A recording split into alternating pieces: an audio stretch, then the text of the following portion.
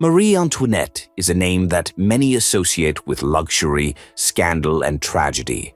She was the Queen of France whose life began in the splendor of palaces and ended at the guillotine. How did it happen that the young princess, who grew up in wealth and glory, turned into a symbol of hatred of the people and was executed in front of thousands of spectators?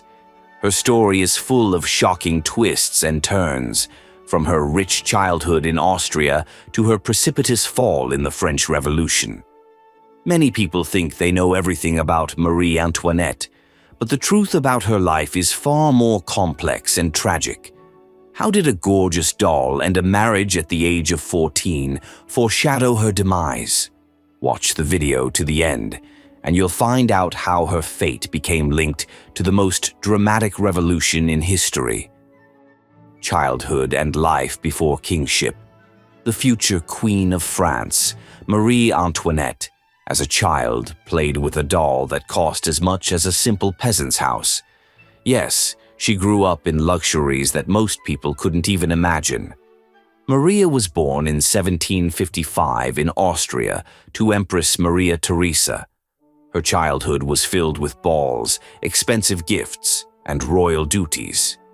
She was the 15th child in the family, and from an early age prepared for the role that fate had already chosen for her. One example of her rich life was a doll dressed in the latest fashions. This doll was not just a toy, but a symbol of her high status and her family's wealth.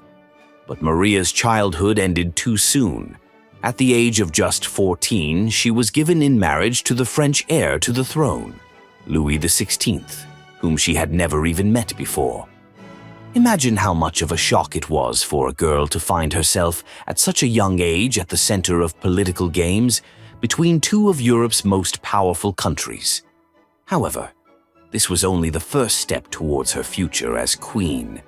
Mary would face even more surprising and tragic events ahead. But who would have thought that the girl with the gorgeous doll and wedding veil would soon become a symbol of the hatred of the entire nation? Shocking fact, her wedding ceremony cost the French treasury such a huge amount of money that the people began to grumble even before she became queen. Life at court and wastefulness.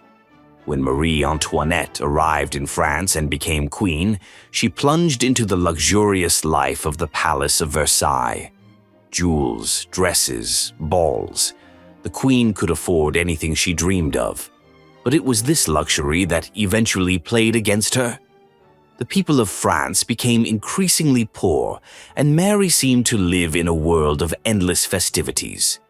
One of the most famous facts about her is her insane spending on fashion.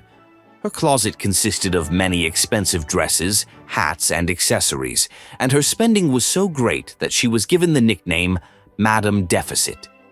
People accused her of ruining the country by spending public money on outfits and jewelry, while ordinary French people starved. However, the real hatred Maria caused not only by her love of fashion, but also by her strange hobby. She set up a small farm on the grounds of Versailles, where she could play shepherdess. On this farm, the queen would change into simple clothes and live like a peasant. For her, it was a game, a way to relax from royal duties. But when word of this spread among the people, people thought it was mockery. How could the queen play the poor life when real peasants struggled to survive day in and day out? These actions made Marie Antoinette an enemy of the people. Her wastefulness and lack of connection to reality led to her becoming a symbol of everything wrong with royalty. But that was only the beginning of her downfall. In 1783 alone, she spent as much on clothing as the annual income of several French villages. Political mistakes and the hatred of the people. Could Marie Antoinette have foreseen that she would become a symbol of the hatred of an entire nation? Her role in politics was minimal, but she was seen as the main culprit of France's problems. Why was this so? Many believed that Mary manipulated her husband, King Louis XVI. Although she rarely participated in discussions of affairs of state, people were convinced that it was her influence that led to political mistakes and financial crises. For example, when France was experiencing economic difficulties, people believed that the queen spent all the money on her lavish entertainments and that she was the one who pushed her husband to make bad decisions. One of the most famous myths about Marie Antoinette has to do with the phrase, "Let them eat cake." When the people were starving, these words were attributed to her, as if she was so far removed from the real problems that she didn't realize that people had nothing to eat. She never actually said that, but the rumor spread quickly and it added even more hatred to her image.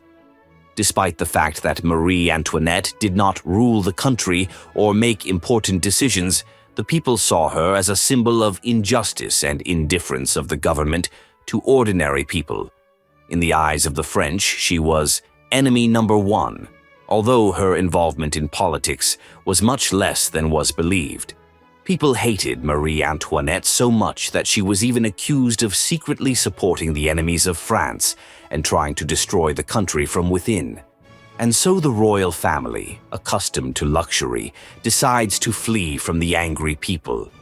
Marie Antoinette and her husband, King Louis XVI, realize that their power is crumbling, and the only chance to save themselves is to escape. They secretly assemble, disguise themselves as ordinary citizens, and set off. But the plan proves to be a failure. The family hid in simple clothes, trying not to attract attention, but there was one small nuance that gave them away: their luxurious carriage. It looked too expensive for common people, and that was what aroused suspicion. Soon they were stopped, recognized, and the escape was thwarted. When they were arrested, Marie and Louis were only a few kilometers from the safe border. They were so close to being rescued, but fate had decreed otherwise. At that moment it became clear: not freedom, but captivity awaited them. After her arrest, Marie Antoinette and her family were placed in prison. Life there was terrible. She not only had to live in cold and damp cells, but also faced the worst. Her children were taken away, and her husband was soon executed.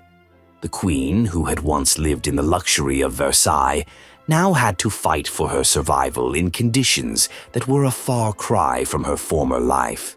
When Marie Antoinette was imprisoned, her fate was all but sealed. But before her execution, she had to endure a trial that many call a true farce. She was accused of the most incredible crimes. One of the most shocking was the accusation that she had allegedly had a sexual relationship with her son. It was a complete fabrication, but the judges used any means to turn the people against her. The trial was a formality. The outcome was a foregone conclusion. Maria behaved with dignity, despite the humiliation. She was not broken neither by the accusations nor by the harsh prison conditions. In October 1793, she was sentenced to execution by guillotine.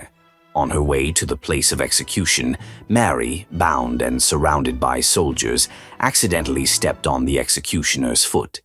Her last words before her death were, "Pardon, monsieur."